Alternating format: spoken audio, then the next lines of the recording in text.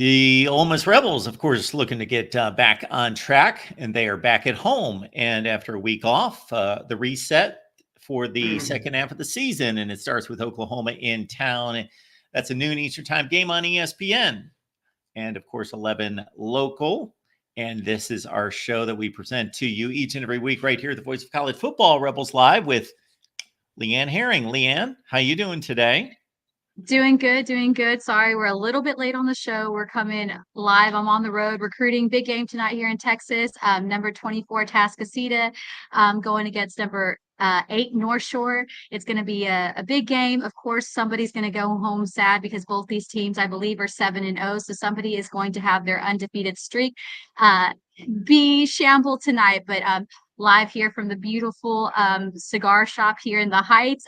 Stop to have a little bit of a break, a little bit of a smoke so we can talk some football, like you said. Rest, rejuvenated, but it's time to get back on track for the Rebels. This is really after an ugly situation in LSU, you can't help but look forward, and the Rebels indeed have to look forward. And like we said, and we've talked about, the goal here is to win out because there really is no other option there. And so hopefully this week we can see that the Rebels took their bye week as time to adjust and everything. Oklahoma, of course, is coming into town with its own set sort of chaos, especially offensive firing. Of course, their offensive coordinator. So I think the storyline here is really going to come down to which offensive line can be built here. So let's get to going and see where we want to start. We can start with Oklahoma, Ole Miss. There's a lot to talk about. Well, why don't we start at home? We'll start with the Rebs. And of course, so we got a team that is, again, they get that breather, they get that reset to assess things, see where they stand coming off that brutal overtime loss against LSU. And now they have no room to air the rest of the season if the playoff is going to be in consideration. And so what would you like to see out of this team on Saturday and throughout the rest of the season that maybe we didn't see over the first 6 or 7 games? Well, when you go back and look at the film, Kentucky had the blueprint to be able to dismantle, what's always been a potent offense for Lane Kiffin and Jackson Dart, and LSU, was a close game. And I think as I've said from the jump that, it's not about the Ole Miss offense falling apart or the defense just in this horrible train wreck. But again, it's the details.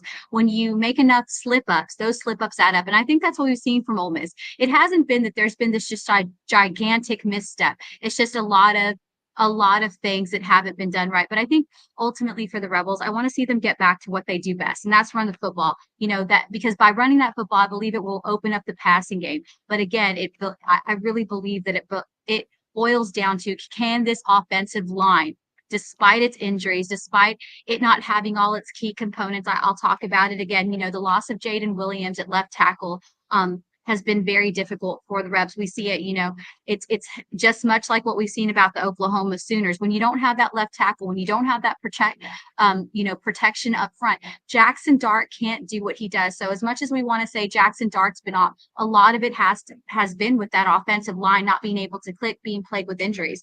And, you talk about Lane Kiffin, you talk about his passing game prowess, but it's always been his rushing attack that finishes top half of the SEC.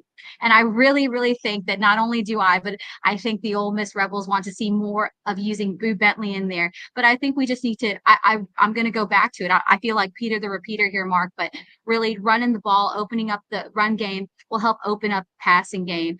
But I think we really just need to do a better job of protection up front so Jackson Dart can get back into his own. But again, despite the injury list, despite, being out wide receivers and whatnot, in this case, Ole Miss has a lot of go-to guys that we know, and young guys that we know will step up, but we have to be able to give them that opportunity. And I really think that's what's separating Ole Miss is just, having to clean up the little mistake and pay attention to details in this one. But they did struggle in the trenches against LSU. And I think, and it was a difficult situation to watch. But again, this wasn't because this misstep of this offense or something's falling apart. I know that we've heard a lot of chitter chatter within bye weeks, which tends to happen, especially coming off a 29-26 overtime loss to the Bayou Bengals that, should we get rid of Charlie Weiss and this, as offense coordinator? I'm going to sit here and defend as much as you want to blame it on a coordinator, as much as you want to blame it on a coach, I always say, well, then who do you want to get right here in week 9 that's going to replace and redo BC? Because Oklahoma's going into this situation. I mean, they have former Rebels tight end coach Joe John Finley kind of, being thrown in here, and he's not going to reinvent the wheel in less than a week. So that's my thing. I don't think that the offense that Lane Kiffin is running is played. I just think that we need to gel and put pieces back together in order to be able to make this operate and have better ball distribution. I think I'll go back and say it. I think when South Carolina, that was the key recipe. When we used that ball distribution and we ran the ball and it opened up the passing game. We don't need this offensive line to be elite like the Ole Miss defense, but we do need it to be a lot better than it has been in order to withstand against Oklahoma defense. Because like I said, Brent Venables is a heck of a defensive mind, and he can give us all sorts of trouble if this offensive line continues the way that it played, in the last couple of weeks. Yeah, there are the results, which just simply say 5-2. But then there's the evaluation of the results, meaning that, yeah, the effort against Kentucky was disappointing, or the result was more disappointing than the effort. And not talking about the physical effort of the players, but just in regards to execution. One play there. Okay. Death Valley, LSU, overtime game. Ole Miss left a ton of points on the field, especially in the first half. One play. They are 2 plays away from being undefeated. So your record is what you are. That we know the old saying that your record is what you are. However, they didn't lose these games by 5 touchdowns. They lost by 1 play twice, and there's still a lot to play for. Now they have no margin for error. Taking it a bit off the field to where most Ole Miss fans' heads are at this point. Is this a surly fan base? Is this a bit of an angry fan base, or do they understand that, hey, we're not happy that we lost these 2 big games, but we get it. It's been that close. I don't think it's so much angry fan base and they're ready to turn, but I think that Ole Miss has come so close and they've been knocking on the door. And I think it's always harder when you are in the SEC and that, like you said, we were just 1 play away at Kentucky, 1 play, when we played Kentucky, 1 play away at LSU. And I think that's more difficult because again, I feel like it's flashbacks to anybody who's been a long-standing with Ole Miss fan, when we've knocked on the door and we've had these really great seasons with not even the kind of personnel that we walked into this season with. And it's like we blow it all away. And I think that's what they kind of retract to. I said, are we going to do the same thing? And I think that's kind of where that kind of stems for that issue. But again, it's like you said, it's not like the offense and defensive playbook are falling apart. It's not like what's going on Oklahoma. But the only thing is while Oklahoma's offense is falling apart, my worrisome in coming in this one is that they have enough personnel on their defensive front to shut down our offensive front. So again, I think right here is it's going to be the storyline of 2 offensive lines trying to not be elite, but try to keep both their teams enough. Because again, like I said, there's all sorts of plague on that Oklahoma offense that we'll talk about. But again, there's enough for that that Oklahoma Sooner defense to give us trouble. And I think that's where the worries are. And again, it goes back to the little details. These games weren't big blowouts. It's not like we're doing something wrong. I don't think that we're doing the wrong kind of play calling. I just believe that things aren't clicking. And so now this bye week, you have to also, I believe that there was probably a lot of, self-study, self-evaluation to see what we can do. Because again, these weren't big hiccups, but enough little hiccups, can cost you big games like they did in the case of Ole Miss.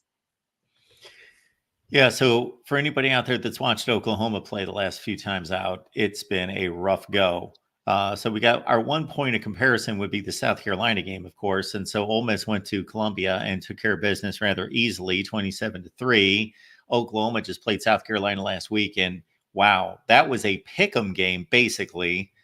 And South Carolina ran them out of the building. They had 2 defensive touchdowns in the first quarter and won 35-9. Oklahoma scored 3 points the week before against Texas.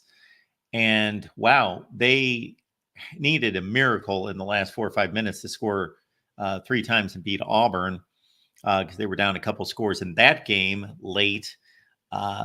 as Leanne alludes to, they've lost their top 5 wide receivers, and one of them, I know Deion Burks was listed as questionable.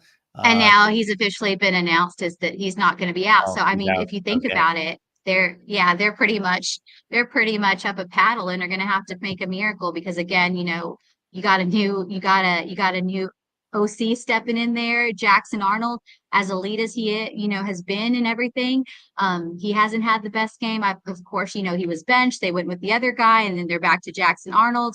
There was even talk about, are we going to redshirt Jackson Arnold? We're going to save it, but we all saw that went out the window when he went in for that 5th game and that start. But again, like I said, just because I think we have to also understand that we can't go into this game with our guard down. We have to pretend like Oklahoma's got their stuff together, even if it's in chaos, because those are the games I tend with that where Ole Miss doesn't always have a strength mentally. Physically, we can hang with them, but I also believe that we don't talk about the mental game enough. And I know that, like I said, on the bye week, the loss to LSU, there's that negativity, there's that chitter chatter, and sometimes that can feed into your players. But we also see that we can't use Oklahoma's distress as a means that it's going to be an easy game, because it by no means is going to be an easy game.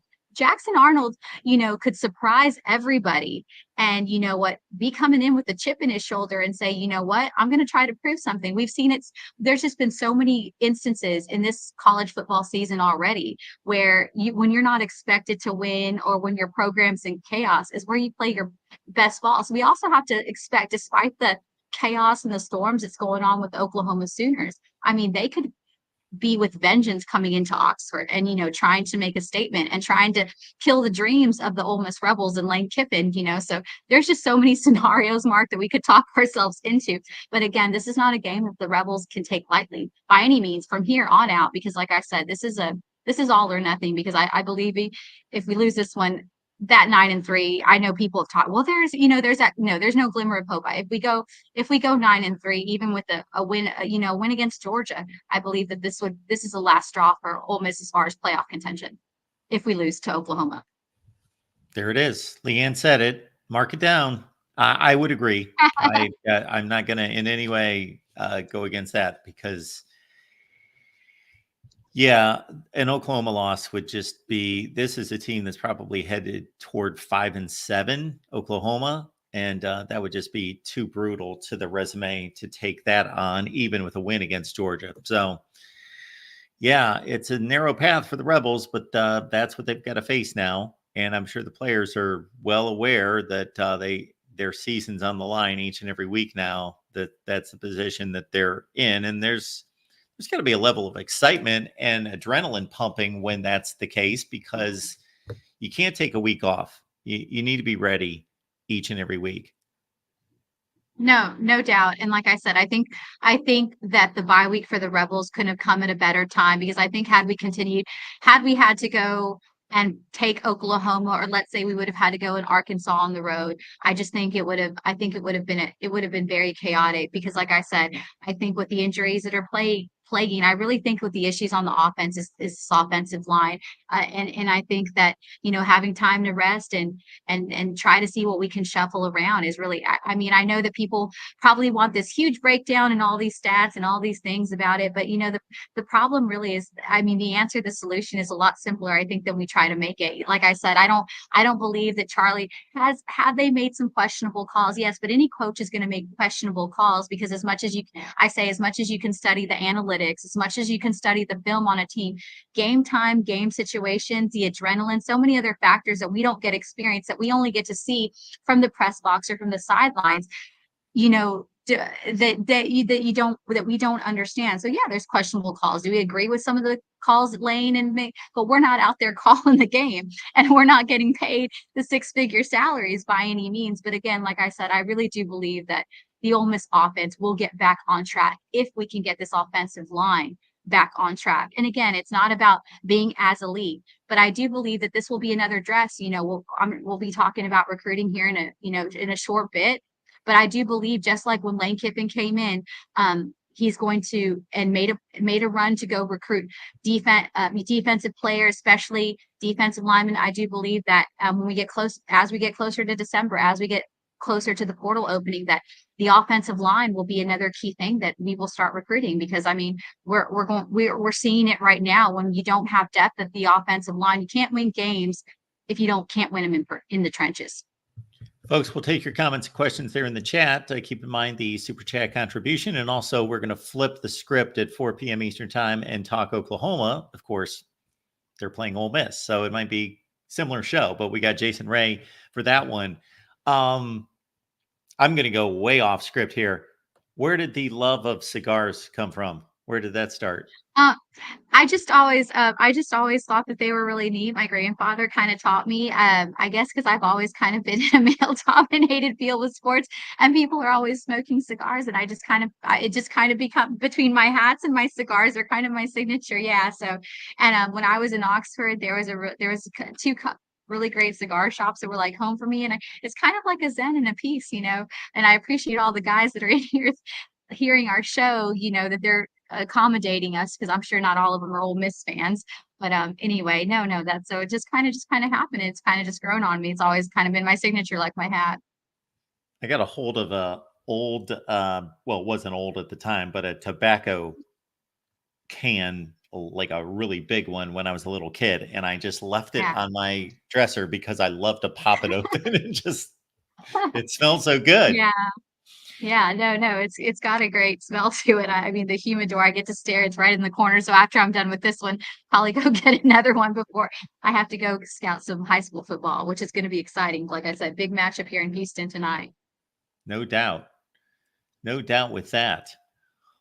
All right, the Ole Miss show, we're going to find a home, a better home for it each and every week. So blame me this week. That's the reason why we're here on Friday. So I know that we're trying to settle things down and get a permanent home. We've been on Wednesdays, we've been on Thursdays. Here we are on Fridays. So we But will, you get, hey, it's Ole Miss. You never know. It's like a grab bag for Ole Miss, you know. So we try to keep it going. But yeah. no doubt. No doubt. So again, we do appreciate you being here. We're going to run down the SEC. We're going to look at recruiting. Again, Ole Miss is a 20.5 point favorite. That's noon Eastern. That's 11 Central on ESPN. And again, we're going to talk Oklahoma side coming up here in a couple hours. All right. Yeah, this game tonight. Who in particular are you scouting, and what storylines are you following? Storylines are following. This is the second time we're back in Houston, looking after Carday Mack. We are recruiting him as a running back, but the last 2 seasons, he's actually been anchoring this Atascocita team at the quarterback position. So he's not your ideal stereotype quarterback height or anything, but man, this kid is just when you see him, calm, cool, collected, very commanding, very how can I say it? He's good under pressure, because there's been several times when his team has been down, but you know, I've seen him drive with 33 seconds, game on the line, you know. So it'll be really exciting to see. So yeah, we're here to see him tonight. Now, he was scheduled to when I talked to him last time I saw him when we were in Houston, he was scheduled to make the trip to Oklahoma for the Oklahoma game, but hopefully tonight, he's not sure if he'll make it. So hopefully tonight we'll have an answer for the Ole Miss Rebels. That'll be a surprise. There's a lot, you know, not only is it a big weekend for redemption weekend in the SIP for our team in Lane Kiffin, but also another opportunity on the recruiting trail for us, because you know we're almost close to November, which means we're hips, you know, skip away from early signing period, where a lot of crucial stuff happens, where it means things are going to get chaotic. So as much as we also want to talk about the game, we have to build for the future. So each game that we have, you know, a lot of A-listers are coming in, playmakers, a lot of our 2025 commits, along with some, you know, 25 commits from other colleges that are coming in to come see what's going on. And then a plethora of 4 and 5-star coming in from the class of 2026. I wish I could go down the full list, but it's pretty heavy. But again, it's another big stage for Lane Kiffin and his staff to be able to open eyes for some of the best players in the country, not just out of Texas. But yeah, tonight our sole focus is going to be on Carday Mack, anchor, you know, running back at the collegiate level. But like I said, getting this team like number 24, trying to go 8-0 in hopes to get to that state championship here in Texas in his class and everything. Like I said, just extremely athletic. I call him a shapeshifter because his, when you watch him and you see him maneuver and with his running back, body type along with his center of gravity, it's so low to the ground, Mark. And he reminds me so much of Barry Sanders just when you see him work. It's just ridiculous how well he gets in there. Like I said, you can definitely see why he's successful at the quarterback. Not only can he command his offensive line, which is a little bit more towering than he is because he's about 5'11", so maybe a little bit under that, but that's what the stat sheet says. So we're going to go with the stat sheet. So he's not, like I said, not your stereotypical quarterback, but what he's done leading this team, it just goes to show volumes because with a place like Atascocita, that's another powerhouse here in Texas. When you get a kid like that whose signature style is a running back, and you're putting all your him to run your team as a signal caller, definitely dig. Like I said, he'll be exciting to watch, and hopefully we'll get him here to Oxford soon. But yeah, like I said, it's going to be a one-man show, a lot of talent. North Shore's filled with talent. Of course, you can't talk about North Shore without talking about Ohio State 5-star cornerback Devin Sanchez. He will there being all full force trying to stop. But like I said, someone's dream tonight is going to be 7-1, and someone will go 8-0. So it'll be an exciting game. But again, a lot of opportunity not only tomorrow at the VOT with recruiting wise, but also on the road. And I'm sure a lot of our coaches will be at other games tonight trying to find some talent, flip some talent. And all that kind of stuff. So yeah, exciting recruiting weekend. It never ends, but it's definitely glad to be back. So we get a lot of kids to be on site to be able to witness this for themselves. And so, Leanne, you're calling this running back, what's your nickname for him? You're calling him a what? A lane shifter? Oh, a shapeshifter. No, I Shape call him a shifter. shape. Yeah, no, Joe Choke, a shapeshifter. He's just like I said, his center of gravity is so low to the ground, and his running back background just comes in because when he has the quarterback keep, it's like he almost passed it to himself as a running back because just the way he maneuvers and breaks the line. And like I said, he's not your stereotypical quarterback. He's 5'11", maybe a little bit smaller, and he's just built. He's like I said, he reminds me a lot of Barry Sanders with his build and his ability. So, like I said, he's exciting. But yeah, we're recruiting him as a running back. But hey, if we need him in the Wildcat, and we get him to the SIP, there's a lot that you can do with his talent. Extremely athletic, and extremely gifted leader on the field. And I'm not just saying this because of your shapeshifter comment, but you got a way with words, definitely. You got some nice little nicknames and slang for these players and all this stuff going on. So you should probably look into being a writer. Maybe you should try that. Yeah, No. I should try Leanne that. is a Yeah. writer. That's the joke. I would, yeah, I should try it. Yeah, I think that my writing background for a long time, yeah, it really helps. But like I said, I try to, look at each kid and try to bring traits because I know we can all sit there and say, well, the kid's got a great front step, or he gets off the back, but those are such generic terms. So every time I go see a kid, I want to bring out their best attributes, because I think that they're strong points. And with a kid like Carday Mack, what you gotta love about him is, and I told him this last time, post game. I rarely do I see young kids at his level, at his age, that have such calm and composure. Like when he's off the field, he's there hyping up his team, talking to his team, and just very calm. Like, the game's on the line over here, but in his mind, you can tell he's got it. And I've seen him work and operate. So, like I said, it's always exciting to see.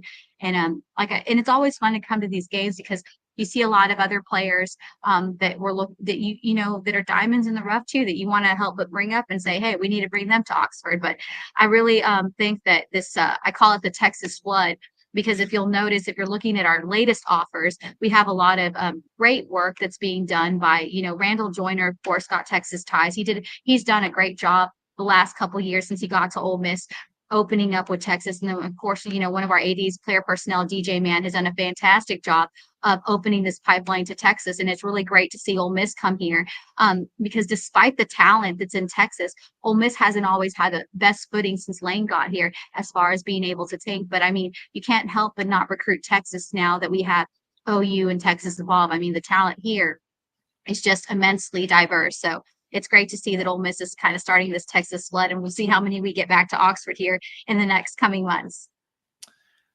So everybody, you can follow Leanne on X, Twitter, whatever you want to call it, Whatever right you want to there, call it these days. whatever you want to call it.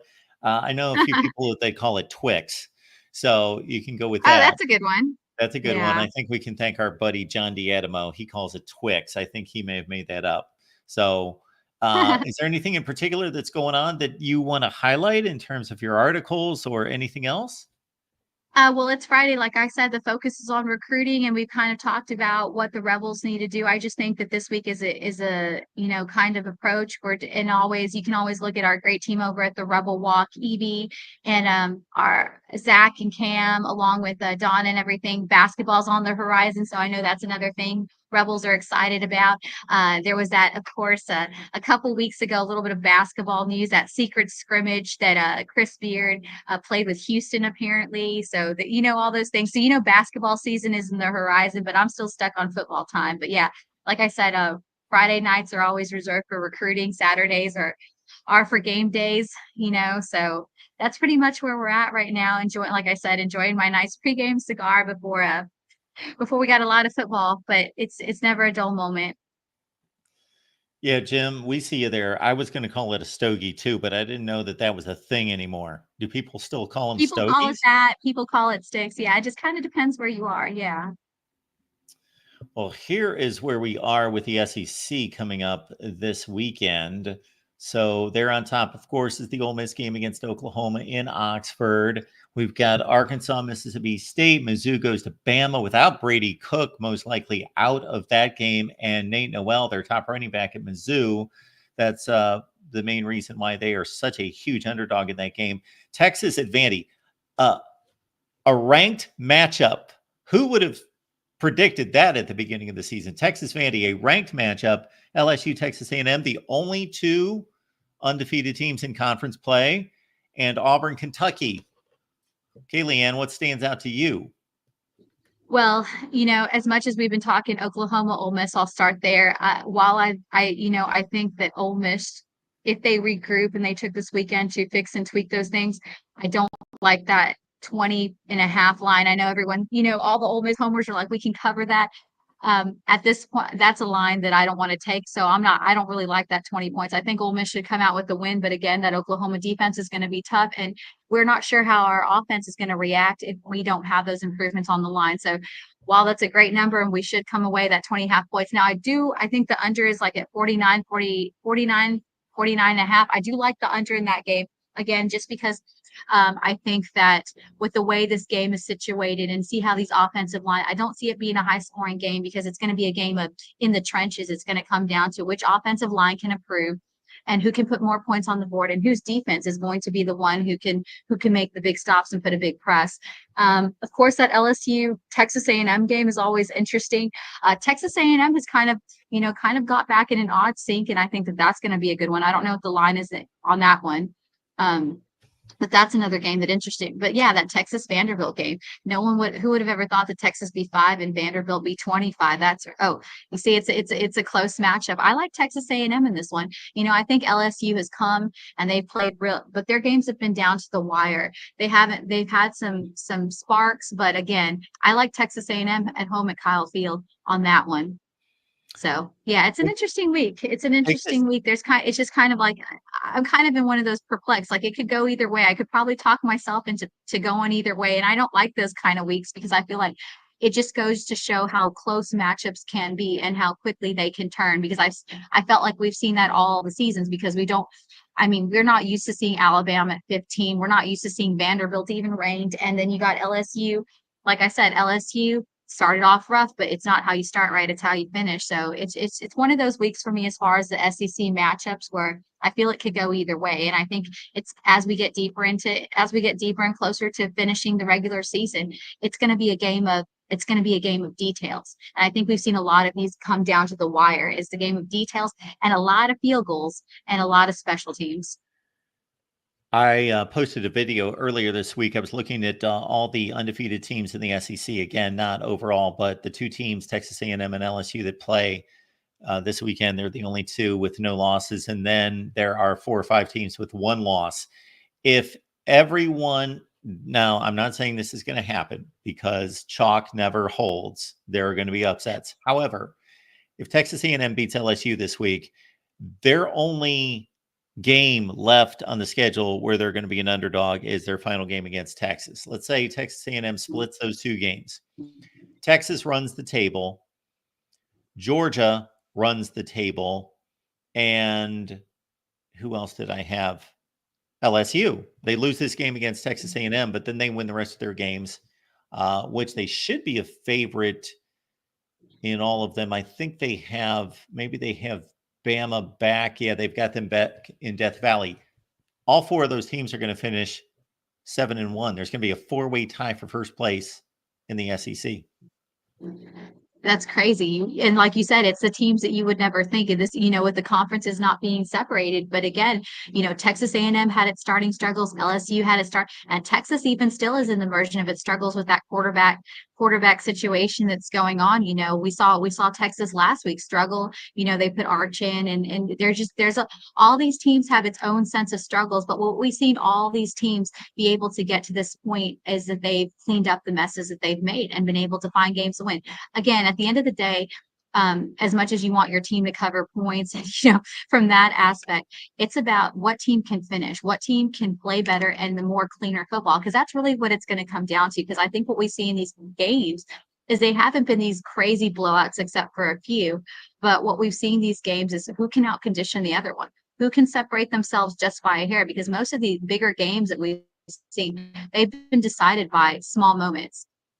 But again, it's also been, the narrative has also been because of the mini mistakes, the little mistakes. But like I said, all those little mistakes that you make on the field, whatever it may be, they all end up being, you pay the price big in the end. So it's just, and I think we're going to see a similar to what Oklahoma and, Ole Miss, this is not going to be a cakewalk. Just like I said, we can't bank on the chaos going on in Oklahoma, that's going to be our bread and butter, and we're going to sail it home. Now, we have a lot of momentum, or rest, or relax. Like I said, the bye week could come at a better time to be able to regroup and reevaluate. And I think that's what Lane Kiffin and this ball club have done this past week. So hopefully now they can take what they've done, they're self-studying, they're regrouping on all that, and let that translate. Because at the end of the day, you can practice hard, you can fix the mistakes at practice, but can you translate them in game time situations? Can you translate them when it counts and matters? And can you not make mistakes when it counts and it matters? Because that's really, I think, what's been the biggest thorn in Ole Miss's side, is they haven't played the cleanest football that they can play. You don't need to have this crazy offense with tons of numbers. You want to win the game at the end of the day, so like, that's why I say we just need to go back to what we've been doing, and that's running the ball. And eventually that pass game will open up. But hopefully, like I said, we'll see a little bit of shift in the offensive lineup, kind of trying to see if we can get some of those areas that have plagued us. That way Jackson Dart can get back to operating like Jackson Dart, and then we can get that ball distribution going. Because like I said, we're not as the same situations like what Oklahoma's deal. We can be down 5 wide receivers, but we got running backs, we got tight ends, and that's another thing I would like to see. I would like to see us use the tight ends, because I feel like that would be another separation that could really help Ole Miss in close games, down the road. And I think, I hope by Georgia we see more Caden Prescorn or whoever we're going to put in at tight end. But I think that could open up a lot. Like I said, I feel like we have a lot of weapons, we have a lot of ability to do it, but we haven't been translating to that on the field. Folks, we have a lot of great things in store on our Ole Miss channel, so just hang tight, hang with us, and we've got a lot of things planned. So subscribe to the Ole Miss channel. We've left the link there in the chat. Just trust us. We've got a lot of great things planned, and most of them surround Leanne here. So we're going to lean on Leanne a lot, especially since you mentioned to me just a few minutes ago that National Signing Day is coming up in December. So it's almost here. Yeah, Where's the expect a time call or gone? 2 or I can't 10 believe from me to say, "Hey, we need to record something because I need some insight. I need some knowledge out there." Absolutely. So we do appreciate you all being here at the Voice of College Football. Leanne and I will be live after the Ole Miss game against Oklahoma. So be looking out for that. That's going to be on the main channel. That's going to be on this Ole Miss channel. And we are pushing you, trying to get you over to the Ole Miss channel. So please do that and check it out. The links there in the chat. And again, we will have a set day and time for this show very, very soon. Well, Leanne, have a good Excited. time in Houston. You too, and have a everybody hotty toddy, and hopefully, like I said, we'll have some good news for this post game. But again, I think the biggest storylines we're going to come down here is these offensive lines and this offense, and which defense can pull the other one to account. Like I said, that it's not too hard going forward. The answer's right there in front of the face. So hopefully, Lane Kiffin and his ball club took this week to rest, relax, and let's revive some Rebels here in the VOD in Oxford this week. Folks, we are less than an hour away from our Oklahoma show, so we will talk more Rebels then. See you then.